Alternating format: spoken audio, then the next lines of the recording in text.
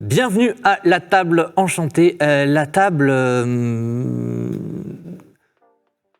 des FAQ retardés. Voilà, c'est pas mal comme intro. Ouais. J'espère que vous allez bien, j'espère que vous n'êtes pas trop triste de cette fin de saison 2, j'espère que vous avez pris beaucoup de plaisir. Et moi j'aimerais vous dire merci. Merci infiniment de me permettre de tourner cette vidéo. Car c'est la vidéo des 2000 abonnés. Oui, je sais que je sors cette vidéo alors qu'on est presque 3000. Je sais. Désolé. Merci à vous tous encore une fois. Vraiment, c'est fou qu'on en arrive aussi vite à ce stade-là. Il faut bien se rendre compte que juste avant de démarrer la saison 2, on était à 700 abonnés et que là, on est quasiment à 3000. Voilà. En moins d'un an, c'est fou. C'est juste fou. Merci beaucoup. Continuez à faire grimper la table enchantée, à le partager parce qu'on a vraiment besoin de ça. Voilà. Donc on va démarrer une petite vidéo FAQ. Vous m'avez posé plein de questions sur YouTube, sur Instagram. Je vais essayer d'y répondre au mieux. C'est parti. Eh bien bonjour. Petit souci de post-production. À la base, ce que je vais vous raconter là, c'était sur le plateau. Et bah du coup non. Voilà. Mais du coup, bonne nouvelle du jour, on a une super proposition à vous faire dans cette vidéo, un jeu concours. Ouais, on a envie de vous faire gagner quelque chose. Et aujourd'hui, on ne vous fait pas gagner n'importe quoi. Je vais vous parler du créateur, de l'artisan Fumblebox. Si vous ne le connaissez pas, foncez le follow sur Instagram, sur son site, de partout. Je vous mets ces informations en fiche de cette vidéo. Foncez le voir, il fait un travail incroyable, je le croise en convention, je le suis depuis un petit moment, c'est un taf de fou, il fabrique des accessoires de jeux de rôle et création artisanale en bois massif, il a un vrai talent, il fait des choses magnifiques, vous pouvez y aller les yeux fermés. Et en plus d'être très talentueux, il est tout simplement adorable, il m'a contacté quand il a vu qu'on allait faire une vidéo pour les 2000 abonnés et il m'a proposé de réaliser un objet à vous faire gagner. Voilà, donc il nous a réalisé une piste AD, la piste AD des 2000 abonnés avec le logo, le nom de la chaîne. C'est magnifique, c'est trop beau, ça fait un bruit juste super. Et la piste AD sera unique puisqu'elle est gravée du concours des 2000 abonnés. Voilà. Son travail est absolument incroyable, c'est beau, c'est lisse au toucher, c'est vraiment trop bien. Je suis jaloux, je veux garder cette piste AD. Voilà. Et elle fait un bruit, alors attendez, il faut que je prenne un dé, je vais vous montrer le bruit qu'elle fait. Trop bien. 19. Voilà, merci à Fumblebox pour remporter cette magnifique piste AD. Déjà, il est fortement conseillé d'être abonné à Fumblebox sur Instagram. Voilà, allez follow ce créateur de fou en masse. Le jeu concours se passe de la manière suivante. Il vous suffit de commenter cette vidéo en commentant ce que vous aimez dans cette FAQ, les anecdotes que vous souhaitez. Mais au début de votre message, il faudra mentionner le mot Fumble. Voilà, vous mettez Fumble au début de votre message et votre inscription sera validée. Le tirage au sort aura lieu lundi prochain. Voilà. Lundi, tirage au sort aura lieu et sera révélé principalement sur Instagram, mais également en post sur YouTube et sur TikTok. Et le grand gagnant sera contacté pour cette piste AD. Voilà. Ce concours n'est ouvert qu'aux résidents en France métropolitaine. Si vous n'êtes pas résident, ça va être compliqué pour moi de vous l'envoyer.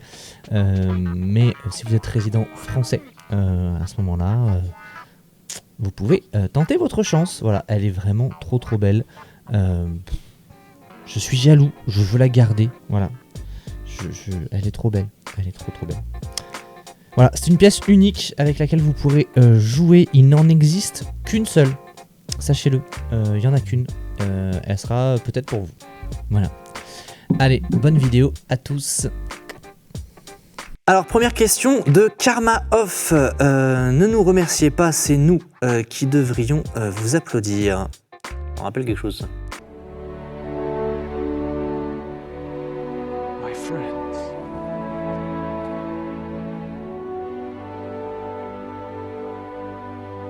You bow to no one.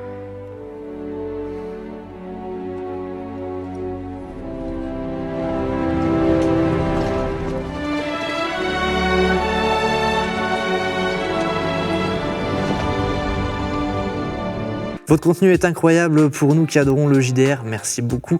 La campagne que vous faites est à couper le souffle. J'aurais aimé avoir une vidéo sur comment est venue l'idée de la campagne et comment elle a été créée. En tout cas, encore merci pour ce contenu plein de rebondissements, de joie et de tristesse. On vous aime, ne changez rien. Merci beaucoup, Karma. Alors, l'idée de la campagne m'est venue, comme beaucoup de choses, en écoutant des musiques. C'est mon processus créatif. Ça serait compliqué d'expliquer la cause de tout ça. Par contre, je peux vous donner les scènes qui me sont apparues en tête en premier. Principalement la scène d'intro de la saison 1, qui était, alors dans ma tête, beaucoup plus stylé que ça. Mais voilà, ce côté combat compliqué avec une ville de fumée, avec... cette sensation bizarre entre les PJ de se connaître alors qu'ils se connaissent pas, un homme qui meurt, il se réveille, en fait ils sont tous dans cette taverne et ils viennent de vivre un rêve partagé et on démarre une campagne comme ça. J'avais la vision, mais j'avais aussi cette vision de je voulais que cette ville soit importante et qu'on la revoie tout au long de l'histoire, voire que ce soit un élément très important de la fin de cette histoire. Voilà, au cas où vous n'ayez pas compris, c'est le boss final, un peu propre, carré, voilà. Est-ce que j'ai prévenu que j'allais spoiler comme un gros porc sur cette vidéo? Non? C'est le moment. Voilà, donc ça fait vraiment partie des premières scènes que j'ai eues en tête.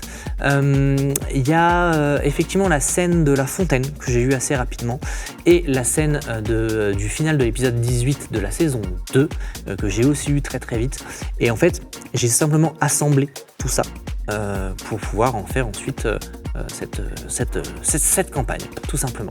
Mais c'est souvent comme ça que je fonctionne. Je fonctionne avec de la musique, j'écoute une musique, elle va me donner l'idée d'une scène, je prends cette scène et j'agrémente. Voilà. C'est la base de mon processus créatif. Alors après, il y a des phases d'écriture, des phases de compréhension que la scène que tu as imaginée ne fonctionnera pas, donc il va falloir la changer. Et tout ça, c'est un travail qui est long, qui est fastidieux, mais qui est super. Deuxième question de Rhinoscope, la meilleure chaîne du RP du YouTube francophone. Merci infiniment. Petite question pour les joueuses et le MJ. Qu'est-ce que vous avez appris après ces 2 saisons, niveau humain, niveau MJ, niveau joueureuse? Alors, les joueuses te répondront peut-être en vidéo. Je vais peut-être leur demander, j'intégrerai leurs réponses maintenant. Alors, avec ces 2 saisons, j'ai appris qu'il ne faut jamais faire confiance au MJ. Le MJ est sadique. J'ai appris qu'il ne faut jamais commencer un dialogue avant d'avoir précisé au MJ que l'on s'isole et qu'on s'assure que personne ne nous écoute. Très important. Non, mais pas que. Et en vrai, humainement, de manière générale, que ce soit avec le MJ ou les joueurs et les joueuses, j'ai appris qu'il faut savoir se faire confiance et d'autant plus faire confiance aux autres quand il s'agit de RP. Parce que c'est grâce à ça, en fait, qu'on lâche prise. Et en vrai, ça donne des rendus vraiment très cool. Merci! Merci à tous pour cette saison incroyable, cette 2e saison incroyable. Et on espère que la prochaine arrivera bientôt. Et pour ce qui est du MJ, qu'est-ce que j'ai appris au niveau humain? J'ai appris que les citations de certains grands réalisateurs, comédiens, écrivains et que sais-je, que j'admire, sont très souvent réels et qu'il faut les suivre. Voilà. Pour citer Alexandre Astier. Je ne bosse plus du tout avec des connards. Mais Ça compte énormément et je plaisante à moitié, c'est-à-dire que je ne bosse pas avec des gens avec qui je ne voudrais pas déjeuner. C'est ma règle. Si je veux pas déjeuner avec eux, si je sens que je vais pas supporter un déjeuner avec eux, je bosse pas avec. Et maintenant, mes équipes, comme encore une fois, je commence à avoir un petit peu de bouteille, mes équipes ne sont faites qu'avec des gens avec qui je veux bien déjeuner. Et ça change la vie. Oui. Et en fait, la table enchantée, c'est ça. Il y a effectivement un aspect très professionnel, mais le bilan qui en ressort, c'est qu'à chaque journée de tournage, on ressort, on est amis. Voilà. Vraiment, on a tissé des liens très forts. J'embrasse d'ailleurs toute l'équipe, que ce soit l'équipe face caméra ou l'équipe derrière la caméra, que j'embrasse aussi très fort. Vraiment, c'est une expérience humaine très très forte et qui m'a fait beaucoup de bien. Niveau MJ, j'apprends à gérer le temps. Et de ce que je comprends, en tout cas de vos retours, je m'en sors pas trop mal. Une partie filmée n'a pas les mêmes contraintes qu'une partie réelle, et notamment en termes de temps. C'est pour ça que la campagne La Malédiction des 4 a un rythme très soutenu. Parce que moi, en fait, j'ai le timer qui est là. Donc là, il est sur 0, mais il est là. Et ce timer, je l'ai en face de moi en permanence, je le vois et je sais que j'ai la durée de l'épisode à gérer, mais aussi le planning de la journée. Donc je dirais qu'en termes de temps, ça a des impacts sur le jeu, en fait, parce que je vais beaucoup plus cadrer, beaucoup plus être directif sur des moments où on n'a pas beaucoup de temps. Voilà, ça m'a évidemment appris à gérer aussi d'autres choses. J'ai fait des erreurs pendant cette campagne, que ce soit en saison 1 ou en saison 2. On fait la connerie et on arrangera plus tard et puis on sait qu'on la fera plus. Des petites règles que j'oublie, des effets que j'applique pas ou que j'applique peut-être mal. Voilà. L'avantage, c'est que moi, je dérush tous les épisodes et puis après je les monte une première fois, puis je les monte une deuxième fois parce qu'il y a plein de choses que vous ne voyez pas dans le processus. J'en ferai peut-être une vidéo ça sur les prochaines saisons, de sortir peut-être un vlog sur la production d'un épisode en entier, du moment où on filme jusqu'au moment où il est diffusé, pour que vous ayez conscience de tout le travail qu'il y a derrière. Ça peut être sympa. Troisième question de Baboche. On adore vos aventures, merci beaucoup. Je me demandais donc où est-ce que vous tirez votre inspiration pour les campagnes. Alors,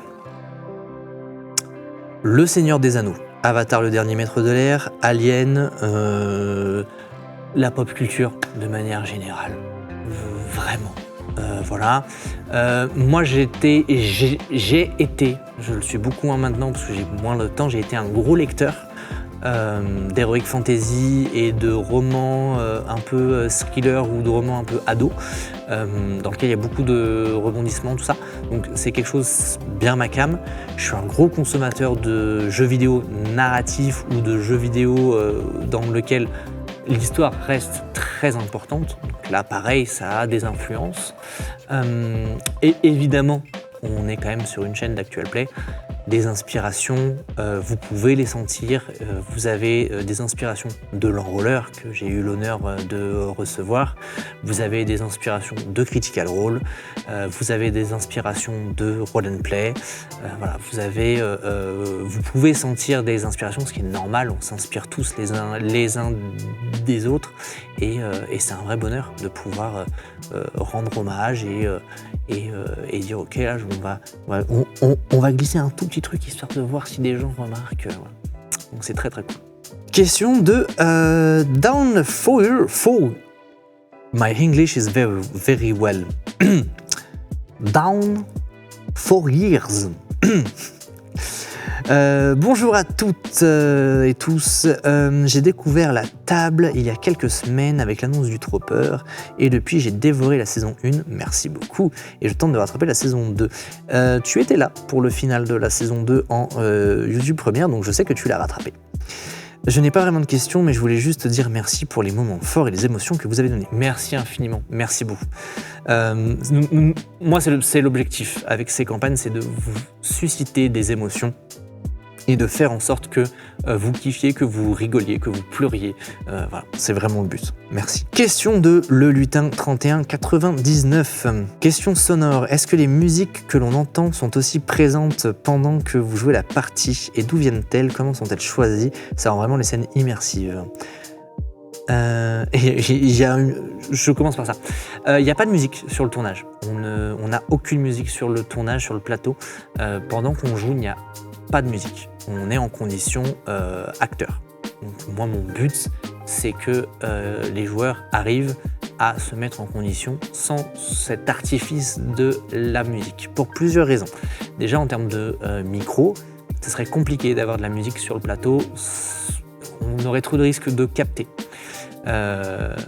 Deuxième chose, si je mets une musique, on tourne en janvier, je mets une musique particulière pour une scène, alors déjà il faut que j'ai le réflexe de mettre la bonne musique qui colle bien à la scène sur l'instant, c'est me rajouter une charge, honnêtement j'ai pas envie, mais en plus de ça, si je mets une musique, on est en janvier, l'épisode je le monte en avril, je change d'idée, ça peut ne plus coller du tout. Donc en fait les musiques sont mises en post-production, c'est moi qui les sélectionne. Je mets énormément de Scott Buckley parce que c'est un artiste que j'affectionne particulièrement, que je suis depuis 6 ans, 7 ans facilement.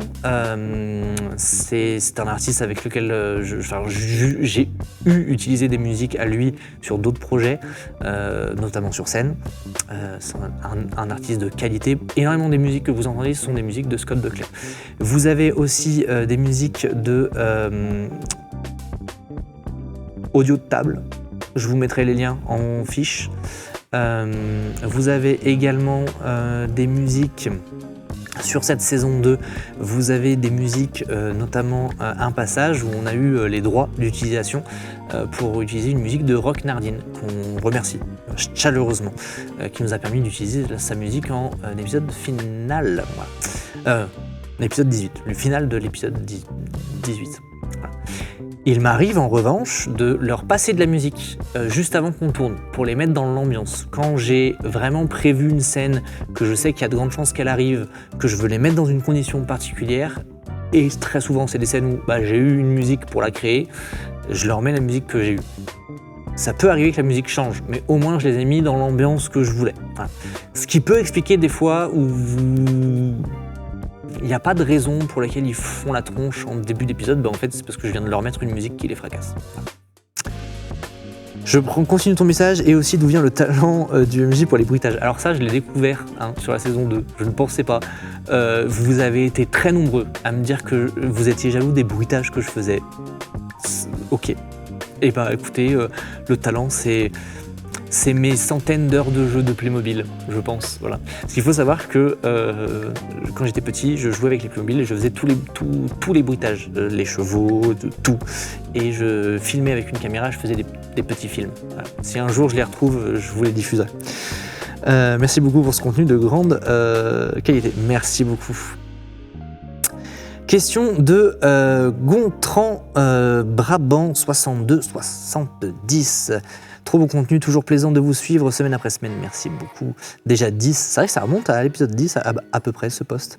Comment va l'équipe? L'équipe va bien, l'équipe s'agrandit. Plus précisément, les temps des épisodes étaient un peu chronométrés, où tu as pu adapter ou couper pour que ça rentre dans le format 1h15.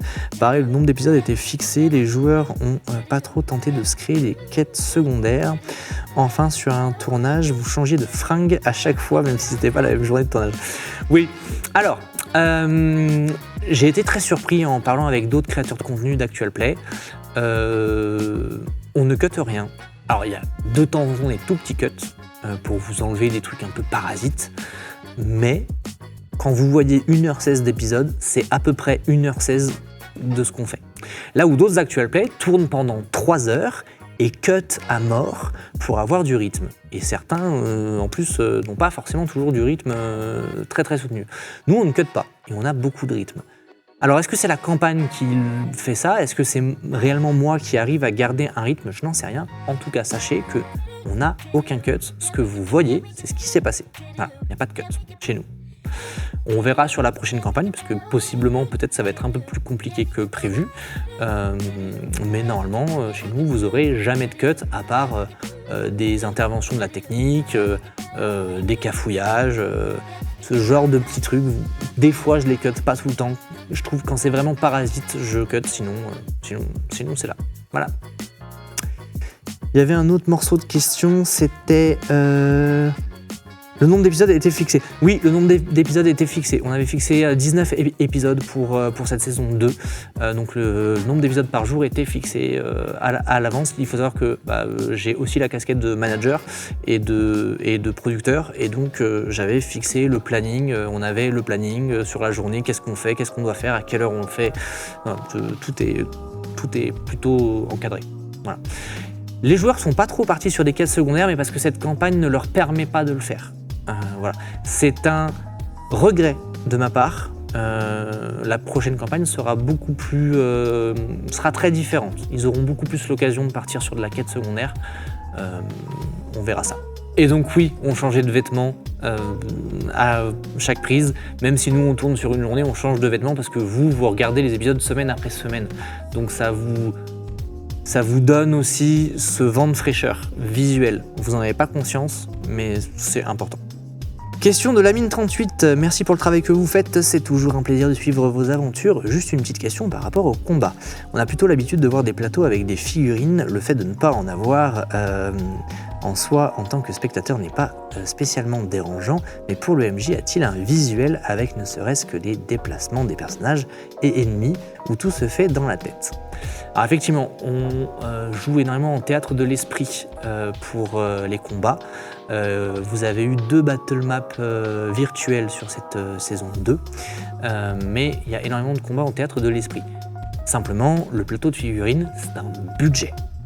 Alors, le prochain financement participatif prévoit d'intégrer ça dans son budget, mais ça reste quand même un budget assez conséquent. Donc, pour ces 2 premières saisons, on a fait énormément de théâtre de l'esprit, et ce que je faisais, en fait, moi, tout simplement, derrière mon écran de MJ, c'est que j'ai une feuille, je trace un carré, je place les joueurs où ils sont, et je les déplace. Avec mon stylo, voilà, je fais des traits. Alors, à la fin, ça ressemble plus à grand-chose, mais en tout cas, c'est suffisamment lisible pour que moi, j'ai le bon plan en tête, et que je sache exactement où est-ce qu'ils sont. Voilà.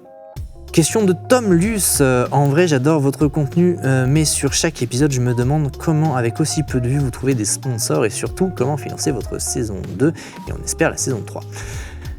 Ah ça, la grande question des sponsors. Alors, les sponsors qu'on a eus sur cette saison 2 sont des sponsors qui sont liés à mes connaissances.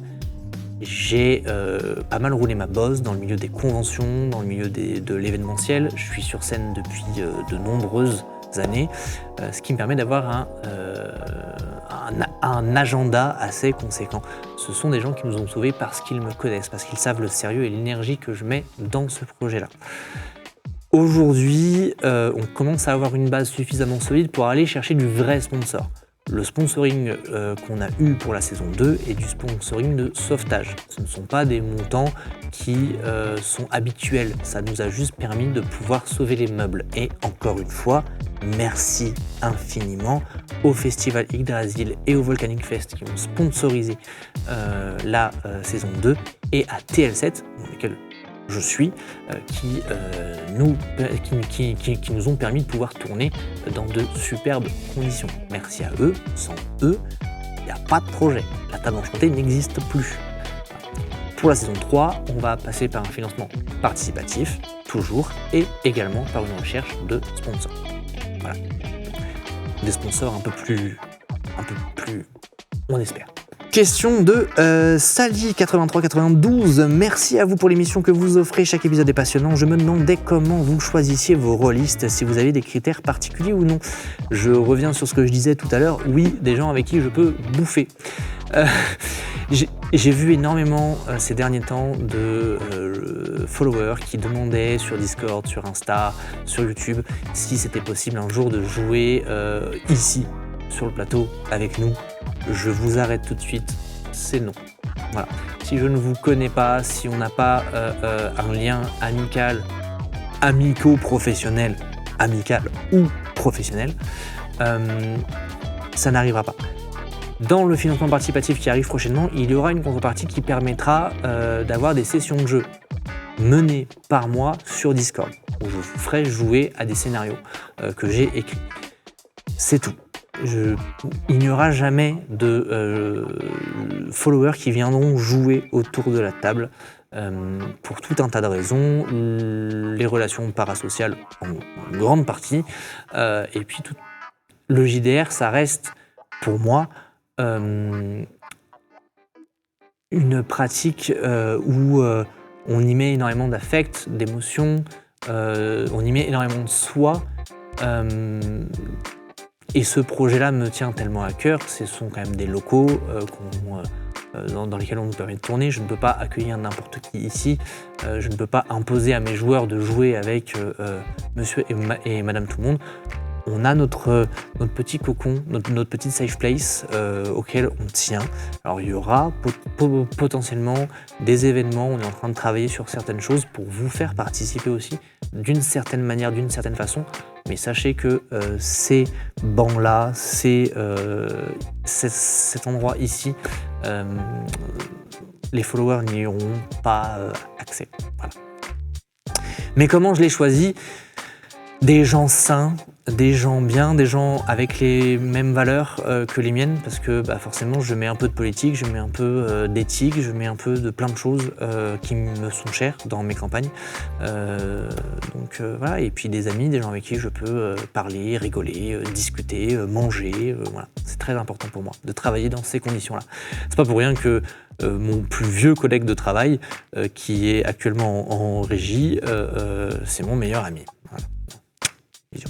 Question de Atchoum. À quand une rencontre avec les abonnés ? Je sais même plus si je l'ai demandé ou pas. Je crois pas que tu aies demandé.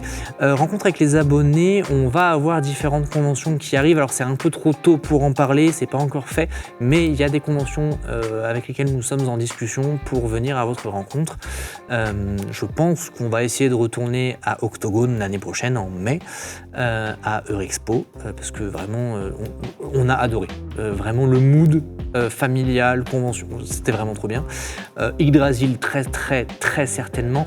Pour l'instant, il n'y a rien d'officiel, il n'y a rien de fait, mais en tout cas, sachez qu'il y a différentes choses. Mon petit doigt me dit qu'il y a peut-être un truc avec Mimic Fest. D'ailleurs, si vous ne connaissez pas Mimic Fest, vous allez follow. Vous allez follow. C'est une convention de jeu de rôle qui va voir le jour. Incroyable. Ça a l'air trop bien. On est en discussion sur un truc de fou. Foncez, allez les follow. Voilà. Bisous à eux, bisous à Yggdrasil, bisous à Octogone, bisous à tout le monde. Question de Aertigo. Depuis combien de temps faites-vous du JDR ? Alors là, ça dépend de qui. Pour les joueurs, certains n'en avaient jamais fait. D'autres, comme les fraisiers, avaient fait 1 ou 2 sessions de jeu. Un peu pareil pour Tronche de Cake.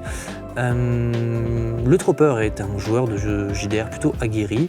Nouchka n'avait pas joué depuis 15 ans. Voilà. Et elle est vite remontée, elle a bien réussi, machin. Et pour ma part, ça fait de nombreuses années maintenant que je joue. Petite anecdote, je n'ai jamais été joueur. Voilà. Question de l'atelier des flammes noires. Les rencontres avec les autres actual play à Octogone ont été enrichissantes de fou. Vraiment.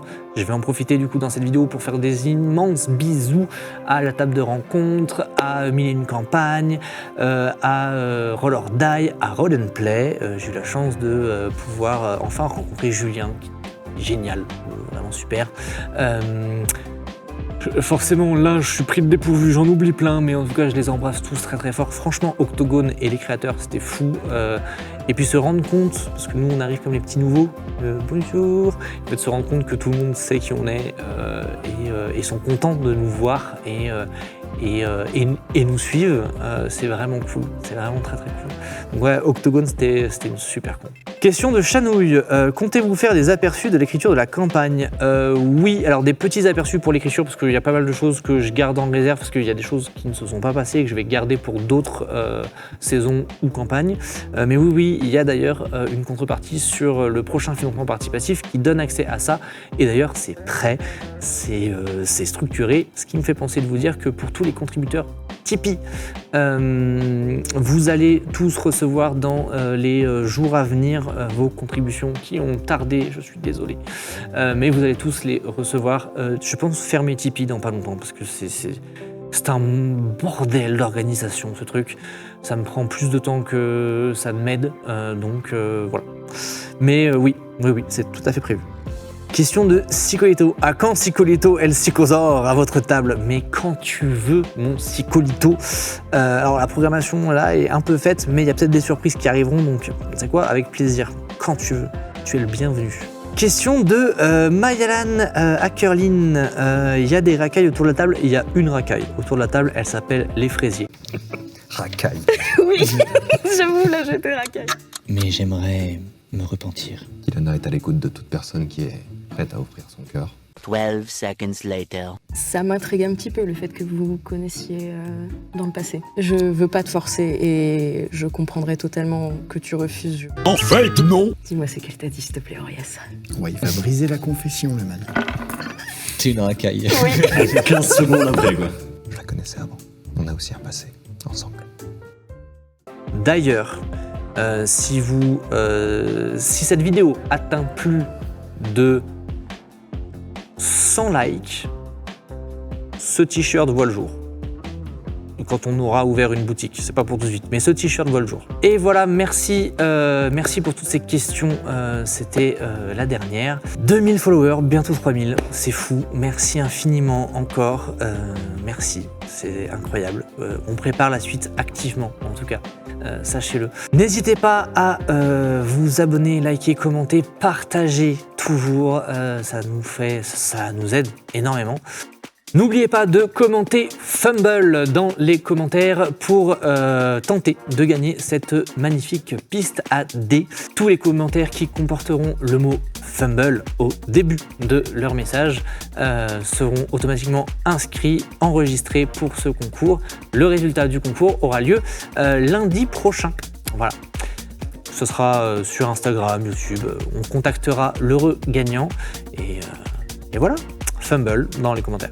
Merci encore infiniment à tous, restez bien connectés, restez bien présents sur les réseaux de la table enchantée. N'oubliez pas que nous avons dorénavant le Discord qui est très actif, nous avons Instagram qui bouge de plus en plus, nous avons des formats courts, nous avons plein de choses pour vous, plein de belles surprises qui arrivent.